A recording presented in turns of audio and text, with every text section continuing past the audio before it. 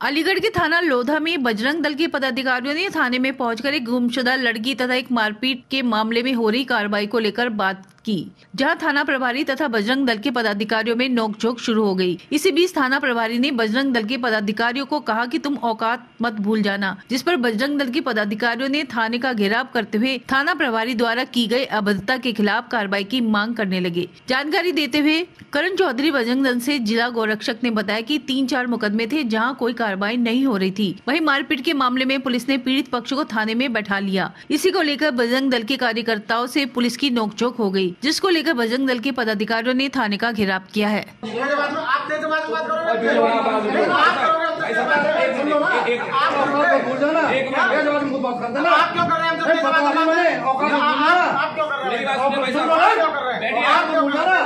ये थाना है, मजाक नहीं है ये।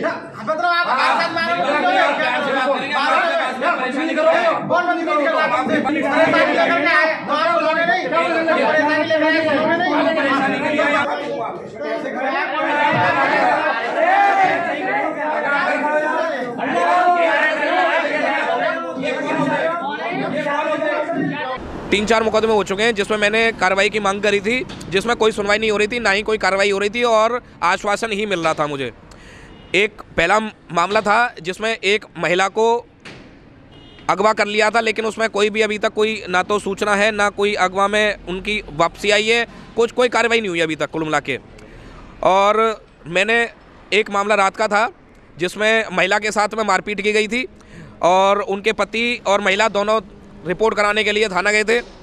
थाना जाने के बाद में पता चलता है कि उनके हस्बैंड को अंदर बंद कर दिया जाता है और महिला के सर में चोट लगी हुई थी, ना तो उनका मेडिकल कराया जाता है और उनको बंद कर दिया, दूसरा पक्ष भी आ जाता है तो उनको भी बंद कर दिया जाता है।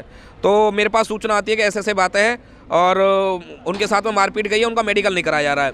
तो मैंने थानाध्यक्ष जी को फ़ोन किया कि भाई साहब उनका मेडिकल करा दीजिए और कार्रवाई कराइए। तो उन्होंने मुझसे बोला कि रात हो चुकी है 7 बजे के आसपास में और मेडिकल नहीं होगा, अब अस्पताल में कोई नहीं मिलेगा, इसलिए मैं सुबह मेडिकल करा दूंगा। तो उन्होंने आश्वासन दिया सुबह के लिए, तो मैंने कह दिया ठीक है कोई बात नहीं। उसके बाद में मामला ये आया कि मैंने फ़ोन काट दिया थोड़ी देर बाद में कि वो जिस गाड़ी से आए थे मोटरसाइकिल से, उसकी ना तो चाबी थी और ना मोबाइल दे रहे थे। जो मुंशी थे उनकी अभद्र भाषा का प्रयोग किया गया था मेरे कार्यकर्ता के साथ में। तो मैंने इसकी सूचना थानाध्यक्ष को भी दी, तो थानाध्यक्ष जी ने तुरंत उस पर कार्रवाई करते हुए उनकी मोटरसाइकिल की चाबी और फ़ोन दिलवा दिया। उसके बाद में मैंने फिर फ़ोन किया था तो अभद्र भाषा का प्रयोग किया गया था, इसीलिए मैं आज और थाना पे आने के बाद में मैंने वार्तालाप किया। वार्तालाप करने के बाद में बहुत ज़्यादा गर्मा गर्मी हुई। तो मैं उनसे यही कह रहा था कि जो थानाध्यक्ष हैं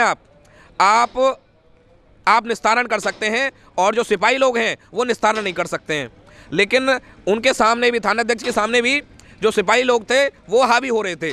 मैंने उनको यही अवगत कराया कि भाई साहब आप थानाध्यक्ष हैं, आप ही निस्तारण कर सकते हैं, इनको आगे मत कीजिए। तो उन्होंने आश्वासन दिया है कि मैं ही हूं और आगे से ऐसी कोई घटना नहीं होगी।